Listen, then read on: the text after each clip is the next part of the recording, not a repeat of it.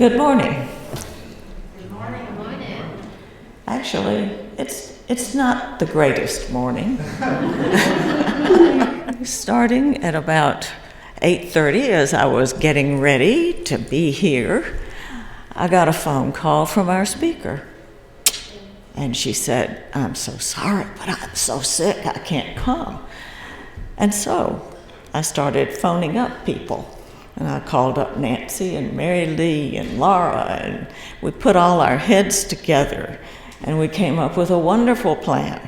We were going to show a video of a great sermon by Reverend Beth Dana out of Texas.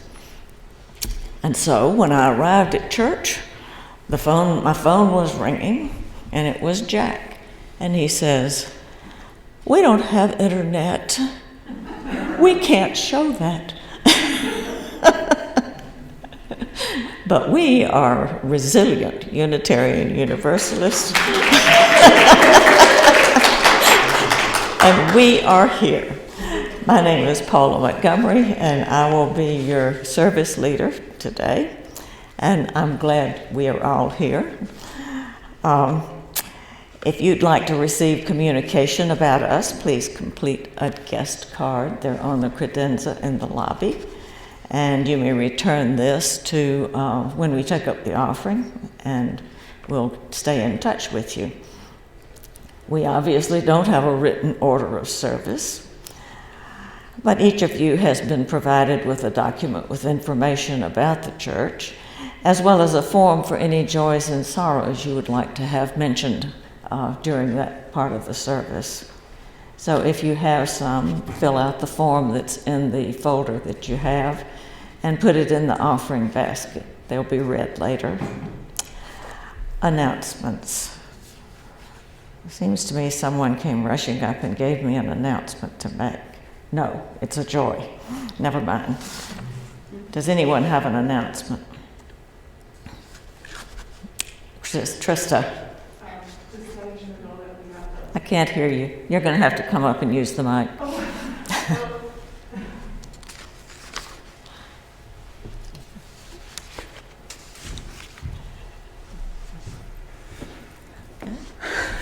Okay. Okay. Whatever. Okay. Just a reminder that we have the adult education workshop after church, right after we'll meet in the sanctuary, exploring a spirituality of one's own, a 6-part course for 6 months, and today is the first step. Okay. Thank you, Trista. And if you have questions about that, see Trista. Okay, our opening words this morning are from the section of our hymnal called Religions of the World, and the source is called Dhammapada, and I'm not sure whether that's a person or whether it's some sort of a text.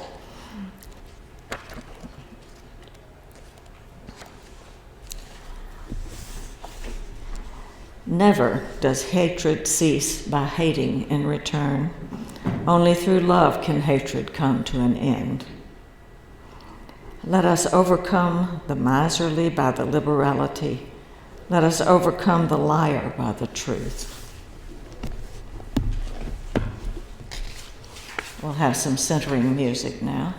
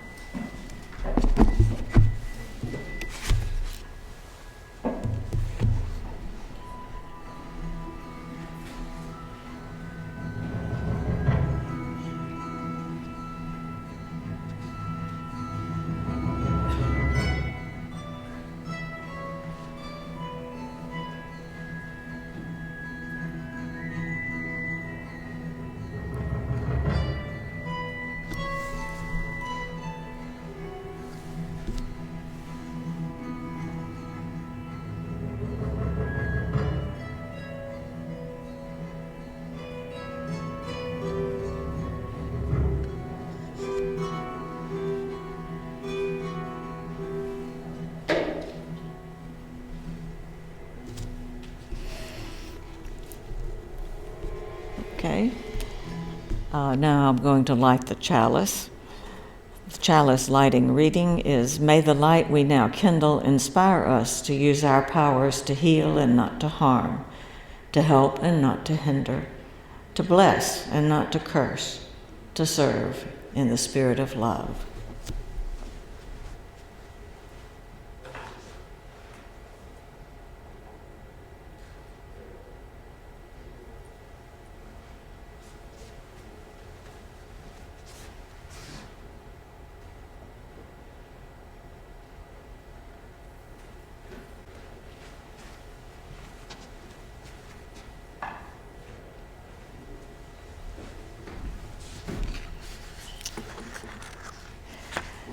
I now invite you to stand as you're willing and able and join us in the covenant which is on the way. I don't know what to trust around here. Love is the spirit of this church, and service its law. This is our covenant, to dwell together in peace, to seek the truth in love, and to help one another. You may be seated. Well, actually, I'm about to ask you if you would like to stand up while we sing. So, your choice. We're going to sing "Love Will Guide Us," which is hymn number 131 in your hymnal.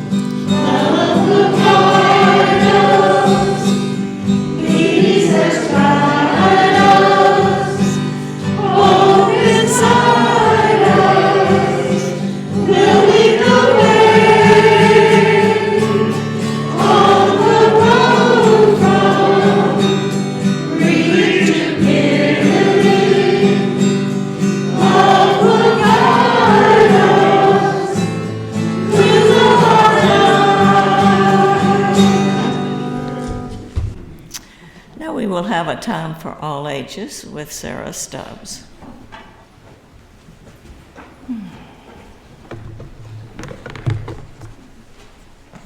Good morning. As my mom said, I'm Sarah Stubbs, and I'm the coordinator of the Children's Religious Education here at What? Oh, my mask. Yeah.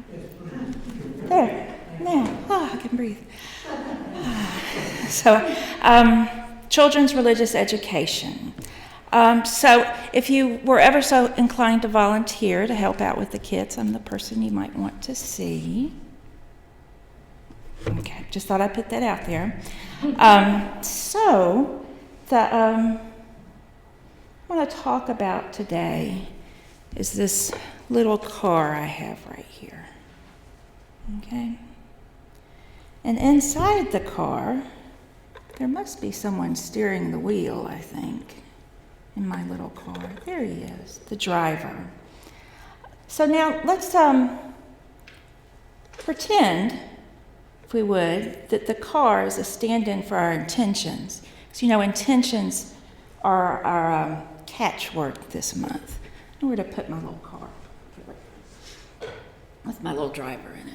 Okay, so our intentions. So the car is our intentions. Let me get back over here.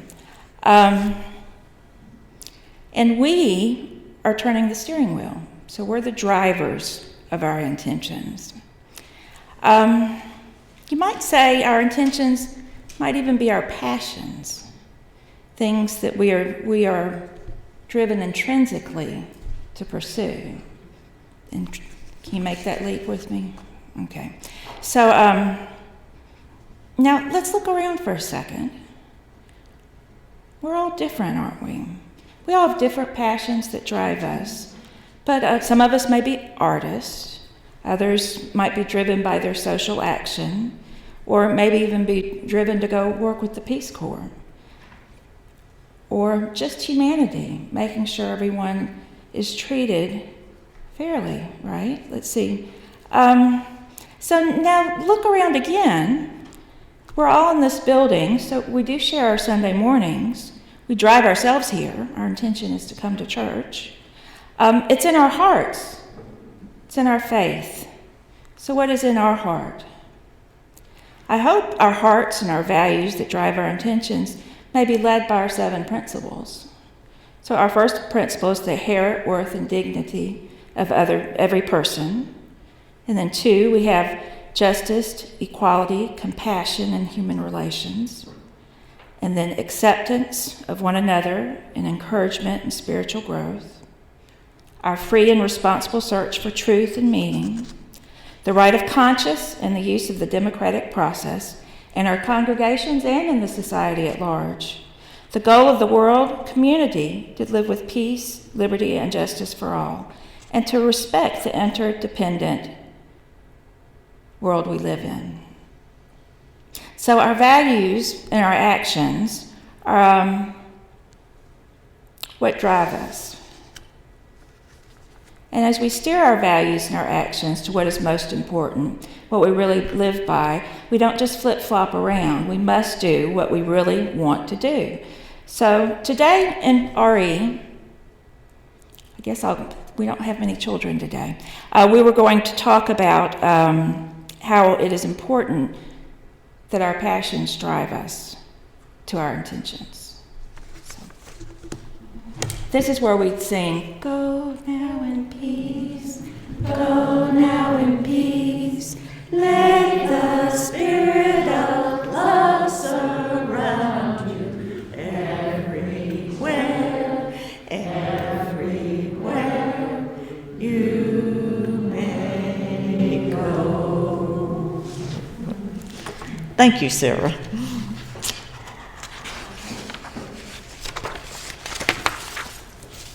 This church, as you know, is financially supported solely by members and friends. And at this time, I would like for you to prepare to give generously to our church. Yes, Kate? Are we having a 5th Sunday collection, and is that? No, we're not. Does it say? No. No. Today, she will come back another time, and we will have the collection at that time. We're not ignoring her. We're just giving her another shot at speaking her own truth so we can give to her. But today, it's a regular offering, as we say.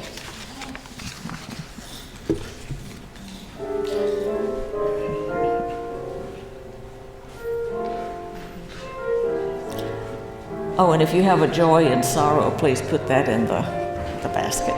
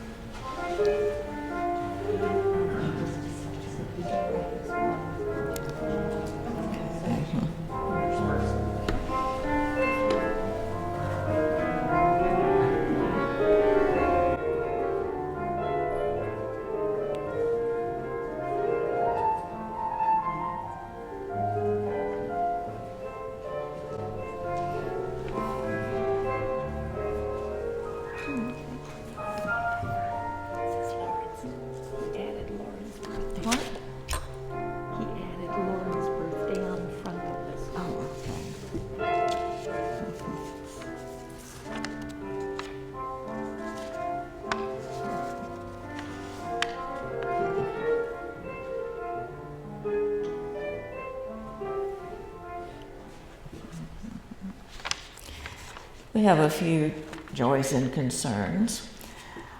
The first one is a concern from Charlotte. She says, my longtime friend in Tallahassee is asking our church members to pray for her son, Buddy, who will have double bypass heart surgery tomorrow.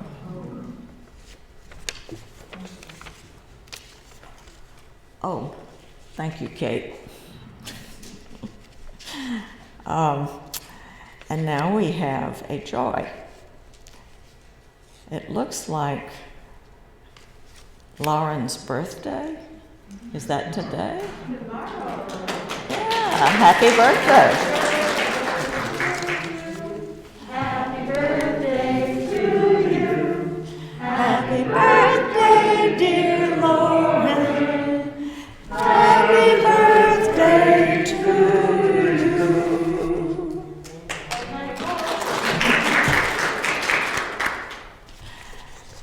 And we have a concern from Sarah, who will be traveling to Atlanta to support her stepmother, who has recently lost an aunt, I think to COVID.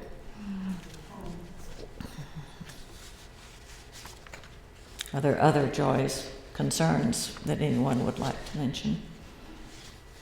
Okay, thank you. Thank you, Kate. This final candle is for all of those joys and concerns that we hold in our hearts but are unspoken. Now, I have a treat for you. And the treat is that we're going to have some readers help me read some stories by Robert Fulghum. I don't know if any of you are familiar with Robert Fulghum. He's a Unitarian minister, and he writes very funny things. One of his books is named "It Was on Fire When I Fell on It." And one of them is, this one is called "All I Really Need to Know I Learned in Kindergarten." And there was another one about when he had a heart attack and he said they yanked that heart out and stomped that sucker flat. So, I don't know. So you sort of get the idea. And we're going to intersperse these with some songs. The choir has prepared some songs for us, and I think we'll have 2 readings, and then we'll have 2 songs, and then we'll have 2 readings, 2 songs, and I'll let you go. So, I'll take the first reading. Transportation is much the topic of the day, you've noticed. Our devotion to the car is worshipful. Eric Byrne called it in the cocktail party pastime game, General Motors. Despite what you hear, it's not really a matter of economics, it's an image issue. In America, you are what you drive. Go out in the garage and look. There you are. Well, my old hoopie has joined the cripples on the edge of the herd, and a new vehicle, my image, is on its way. The silver gray Mercedes with glove, leather, everything felt just like me. The bank did not really think it felt like me to them. The shiny black BMW motorcycle with the sidecar kind of felt like me too. My wife did not think it felt like her at all, especially the sidecar part. The Land Rover with the gun rack and shooting top felt like me, but there's so few game-covered velts around here.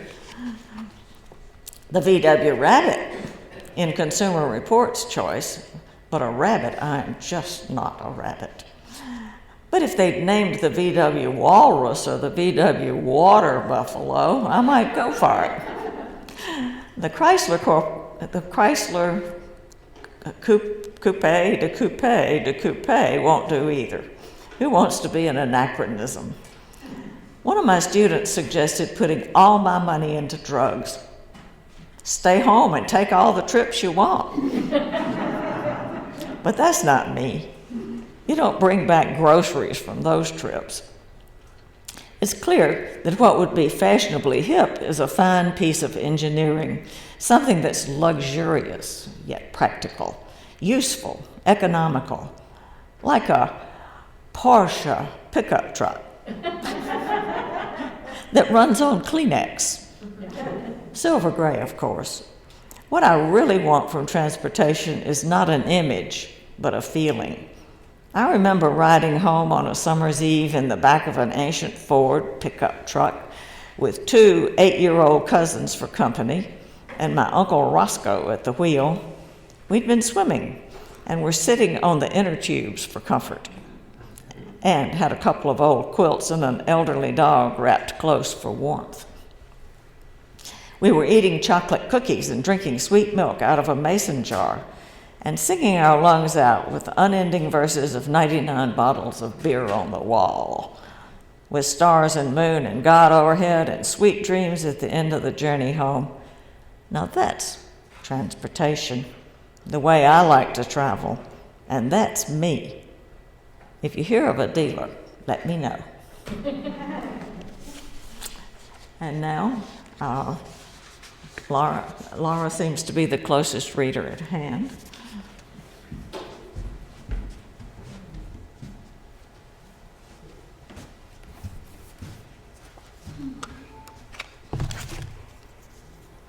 Good morning.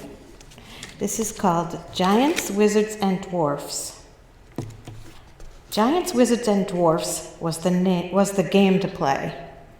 Being left in charge of about 80 children, 7 to 10 years old, while their parents were off doing parenty things, I mustered my troops in the church social hall and explained the game. It's a large-scale version of rock, paper, and scissors, and involves some intellectual decision-making. But the real purpose of the game is to make a lot of noise and run around chasing people until nobody knows which side you are on or who won. Organizing a room full of wired-up grade schoolers into 2 teams, explaining the rudiments of the game, achieving consensus on group identity. All this is no mean achievement, but we did it with a right goodwill and we're ready to go. The excitement of the chase had reached a critical mass. I yelled out, "You have to decide now which you are, a giant, a wizard, or a dwarf." While the groups huddled in frenzied, whispered consultation, a tug came at my pants leg. A small child stands there looking up and asks in a small, concerned voice, "Where do the mermaids stand?" Where do the mermaids stand? A long pause, a very long pause.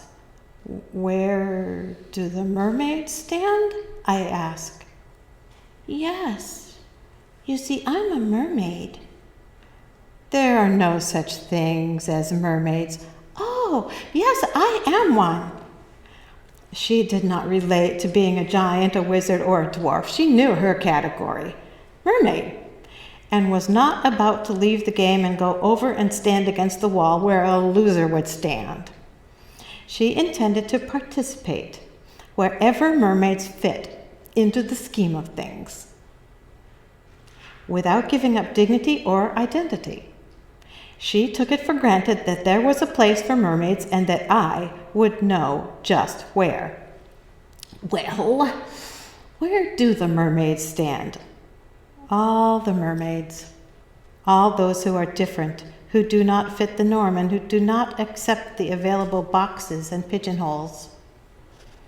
Answer that question, and you can build a school, a nation, or a world on it.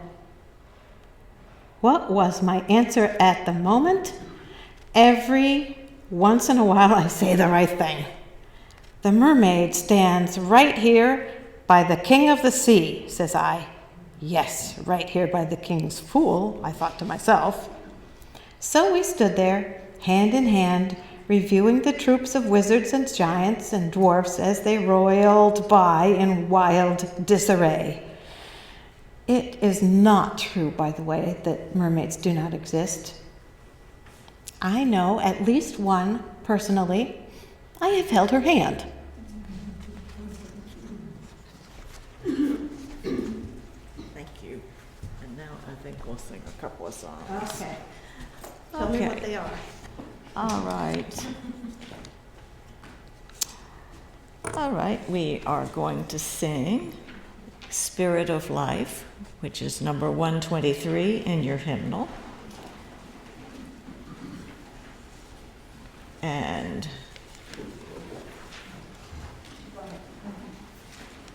then maybe Amazing Grace after that.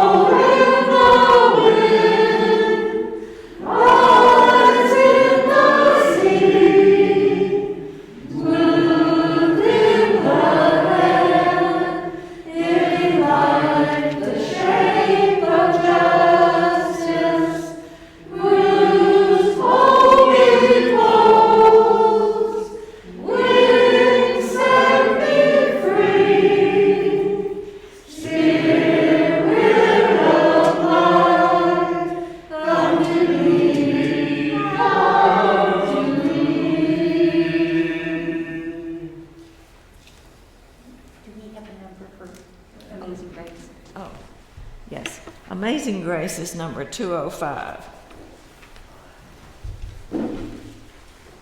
And we'll sing, what, 3 verses? Whatever you tell us, we will sing.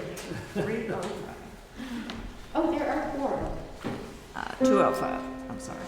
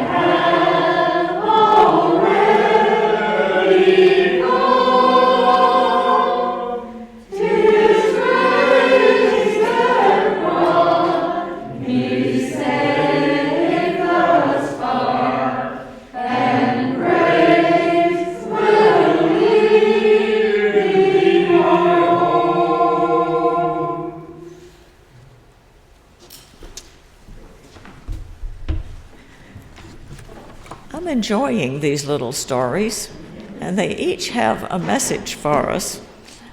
The one about the car, I think, maybe the message I got anyway, was it's not so much the car as what's going on in it with the people and the transportation and all of that. Whether it's an old beat-up car or whether it's a brand new Porsche, silver gray, of course. And Of course, The Little Mermaid. I think that one's pretty obvious. That's who we are. We make room for everyone, a special place for everyone. Okay, let's see, Lisa.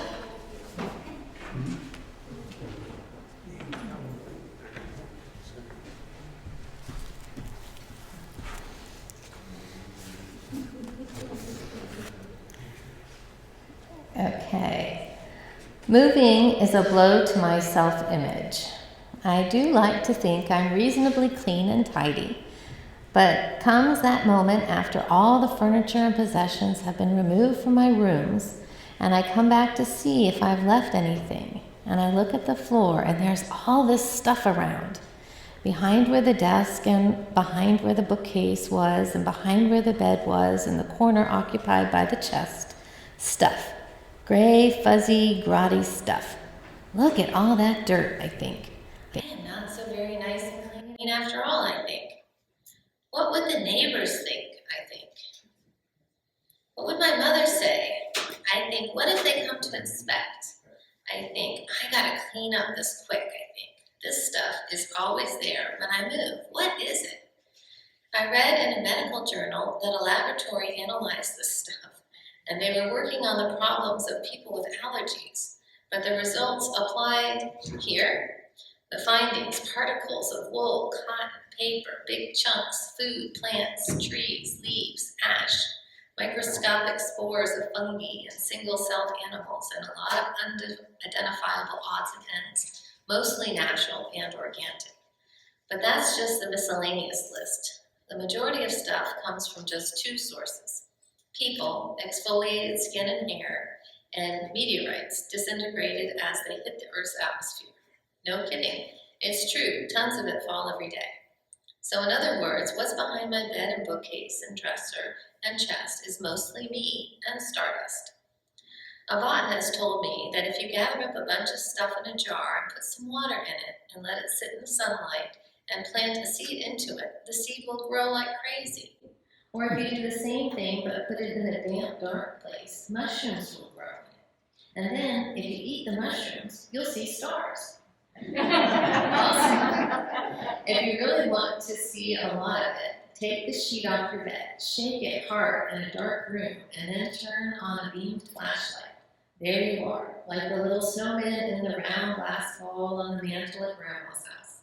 London Bridge is falling down, and I am falling down, and the stars are falling down, and everything else is falling down, to go around again, some say.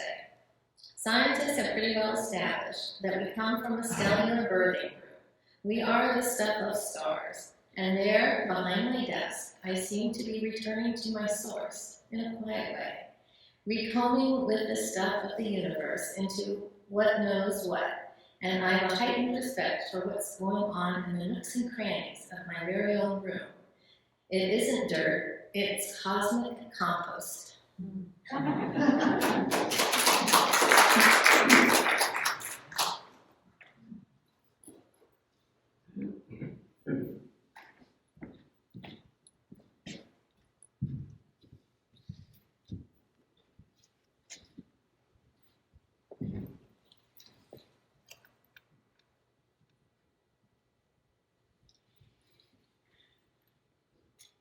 I was just wondering, did you ever go to somebody's house for dinner or a party or something, then use the bathroom? And while you're in there, did you ever take a look around in the medicine cabinet just to know or compare notes? You know, didn't you ever just look around a little? I have a friend who does it all the time. He's doing research for a PhD in sociology. He says lots of other people do it too. And they aren't working on a PhD in sociology either. It's not something people talk about much because you think you might be the only one who's doing it, and you don't want people to think you're strange, right? My friend says if you want to know the truth about people, it's the place to go. All you have to do is look in the drawers and shelves and cabinets in the bathroom. And take a look at the robes and pajamas and nightgowns hanging on the hook behind the door. You'll get the picture. He says all their habits and hopes and dreams and sorrows, illnesses and hang-ups, even their sex life, all stand revealed in that one small room. He says most people are secret slobs. He says the deepest mysteries of the race are tucked into the nooks and crannies of the bathroom, where we go to be alone, to confront ourselves in the mirror, to comb and curry and scrape and preen our hides, to coax our aging and ailing bodies into one more day, to clean ourselves and relieve ourselves, to paint and deodorize our surfaces, to meditate and consult our oracle and attempt to improve our lot. He says it's all there in cans and bottles and tubes and boxes and vials, potions and oils and unguents and sprays and tools and lotions and perfumes and appliances and soaps and pastes and pills and creams and pads and powders and medicine and devices beyond description. Some electric and some not. The wonder of our ages. He says he finds most bathrooms are about the same, and it gives him a sense of the wondrous unity of the human race. I don't intend to start an epidemic of spelunking in persons' bathrooms, but I did just go in and take a look in my own. I get the picture. I don't know whether to laugh or cry. Take a look in your own, and from now on, please go to the bathroom before you visit me. Mine is closed to the public.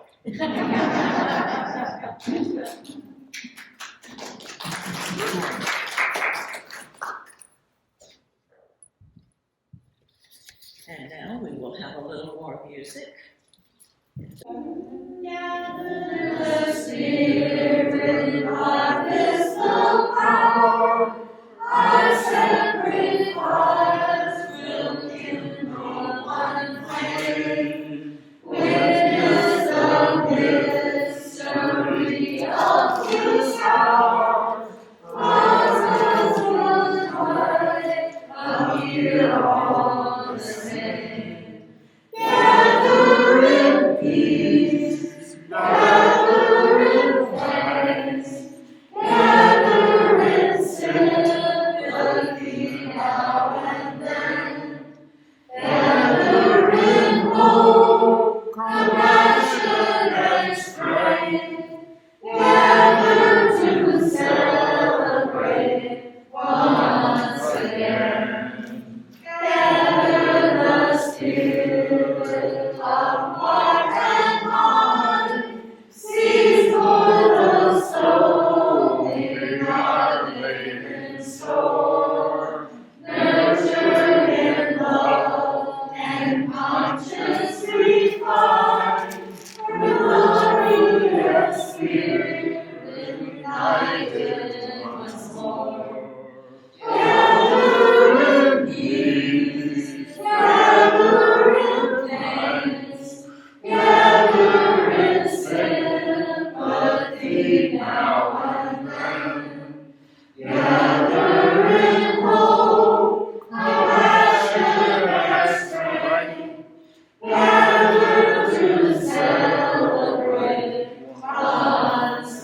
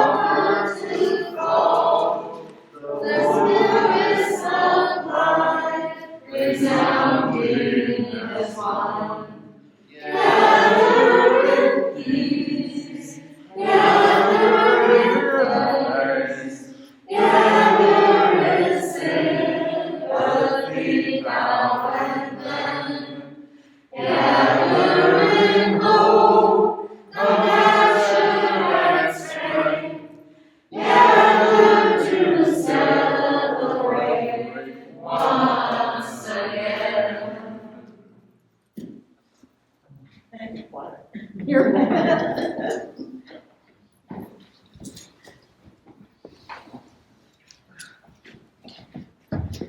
And I want to thank you all for participating today. And I hope that you enjoy Robert Fulgham as much as I do. Our closing words are from our UUA president, Susan Frederick Gray. In these times, it is more important than ever to realize that we belong to each other, and we share a responsibility for the conditions and qualities that define our relationships. Our relationship to the interdependence of our communities across the globe, across the planet. May we continue to turn away from paternalism and toward the practicalities of humility, solidarity, compassion, and equity in fostering this beloved community. And you are beloved. May it be so.